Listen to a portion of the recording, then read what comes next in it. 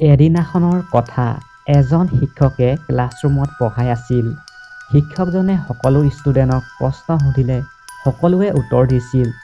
তেতিয়া শিক্ষকজনে এজন ল'ৰাক দেখিলে। সি বৰ উদাস হৈ বহি আছিল। এনেকৈ বহি আছিল যে তাৰ লগত বহু কিবা বেয়া হ'ল। শিক্ষকজনে তেতিয়া ল'ৰাটোক একো নক'লে আৰু একো নুসুধিলে। এনেকৈ ৪-৫ দিন শিক্ষকজনে একো নোকোৱাকৈ থাকিল। এদিন ল'ৰাটোৰ ওচৰলৈ গৈ শিক্ষকজনে সুধিলে, তুমি কিয় ইমান উদাস হৈ বহি থাকা? অন্য ল'ৰা-ছোৱালীৰ দৰে তুমি কিয় ফূৰ্তি নকৰা আৰু একো প্ৰশ্ন উত্তৰ নিদিয়া? তেতিয়া ল'ৰাটোৱে ক'লে, ছাৰ, মোৰ অতীতত মোৰ লগত বহুত বেয়া হৈ গৈছে। সেইকাৰণে মোৰ একো বস্তুতে মন নবহে আৰু মই যিয়ে নকৰোঁ বেলেগ ল'ৰাবোৰৰ দৰে ফূৰ্তিত থাকিব পৰা নাই। শিক্ষকজনে ল'ৰাটোৰ কথাখিনি সম্পূৰ্ণ শুনিলে আৰু পিছদিনাখন চৰবত বনাবলৈ প্ৰয়োজন হোৱা সকলোবোৰ বস্তু শিক্ষকজনে বেগ এটাত ভৰাই লৈ আহিল। আৰু ক্লাছৰ শেষত সকলোবিলাক ল'ৰা-ছোৱালী যোৱাৰ পাছত শিক্ষকজনে চৰবত বনোৱা বস্তুবোৰ ল'ৰাটোৰ ওচৰলৈ লৈ গ'ল আৰু সেই বস্তুখিনিৰে এগিলাচ ল'ৰাটোক চৰবত বনাই দিলে। ল'ৰাটোৱে ভাবিলে, ছাৰে মোক সুখী কৰিবলৈ এইবোৰ কৰিছে। শিক্ষকজনে চৰবতৰ গিলাচটো ল'ৰাটোৰ ফালে আগবঢ়াই দিলে আৰু ল'ৰাটোক খাবলৈ ক'লে।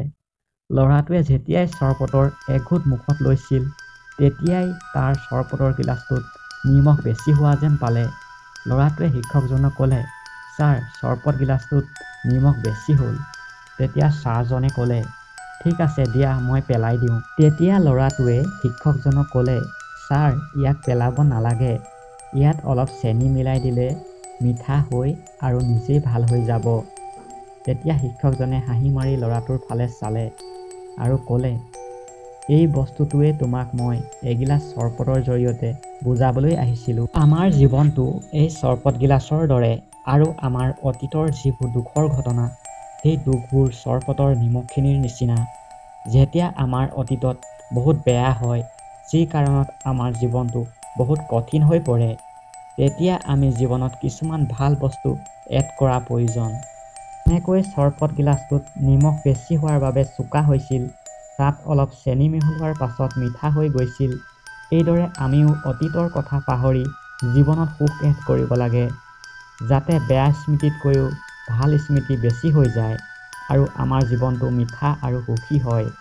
যিটো অতীতত হ'ল হৈ গ'ল আৰু আজি উদাস হৈ নাথাকিবা, কিয়নো আমাৰ আজিৰ দিনটো আগলৈ গৈ কালি হৈ যাব আৰু আকৌ আমি কালিৰ কাৰণে উদাস হৈ পৰিম। সেইকাৰণে বেয়া বস্তুবোৰ বাদ দি আগবাঢ়া আৰু নিজৰ লাইফত পজিটিভ হৈ থাকা আৰু যিমান পাৰা পজিটিভ কথা ভাবা। আৰু এই কাহিনীটো আৰু মানুহৰ মাজলৈ পঠাব খুজিলে ভিডিঅ'টো লাইক কৰিব, কিয়নো ইউটিউবে ভিডিঅ'টো আৰু মানুহৰ মাজলৈ পঠিয়ায়। আৰু কাহিনীটো ভাল লাগিলে চেনেলটো ছাবস্ক্ৰাইব কৰি যাব। আকৌ লগ পাম অন্য এটি কাহিনীৰ যোগেদি। সকলো সুখী থাকা আৰু সকলোৰে জীৱনটো সুন্দৰ হওক। ধন্যবাদ। জয় আই অসম।